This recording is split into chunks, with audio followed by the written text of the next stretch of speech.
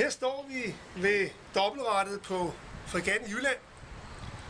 Og dobbeltrettet er skabt sådan, at der er ikke kædetræk, men der er tovværkstræk direkte til rorbladet uden nogen form for udveksling. Og det vil sige, at hvis der kommer en stor sø på 5-6 tons, så slår på rorbladet, så snurrer rettet med rundt. Og derfor i dårligt vejr, der var der så 4 mand ombord, eller 4 rorgængere, der stod og holdt fast i rettet her for at holde rettet. Rettet som sådan var kun til at korrigere kursen, i det at det var typisk rigtningen af sejlene, man brugte til at, som vi kan se fremover her, så var det sejlene, man brugte til at styre med.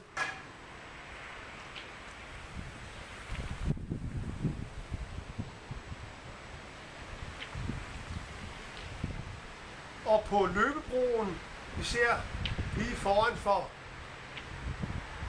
stormasten, der holdt den vagthavende officer til og styrede sejl og gording og gitår og hvad det alt sammen hedder, for at styre sejl og mandskab, så skibet blev drevet fremad.